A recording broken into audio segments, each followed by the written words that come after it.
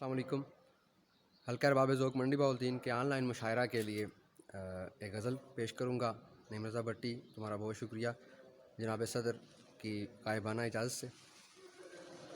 وہ جس دم عمر تھی بالک ہماری، سنہری آنکھ تھی گاہک ہماری، بہت چھپتے رہے بالآخر ایک دن،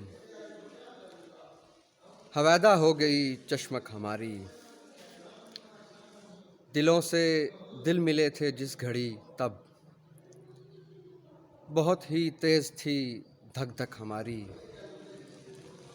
لکیروں میں بہت موتی پروئے، مگر وہ بخت کی کالک ہماری۔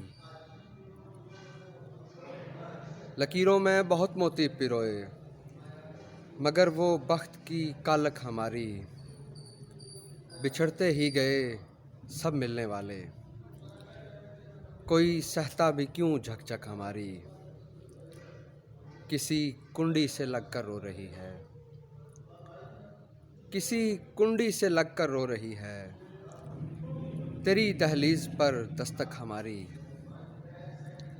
تیری دہلیز پر دستک ہماری، نہیں آ پائیں گے دوبارہ ہم خود، نہیں آ پائیں گے دوبارہ ہم خود، خبر ہی آئے گی تم تک ہماری۔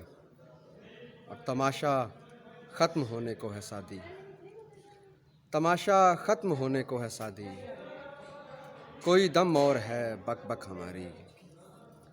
وہ جس دم عمر تھی بالک ہماری، سنہری آنکھ تھی گاہک ہماری۔ بہت شکریہ۔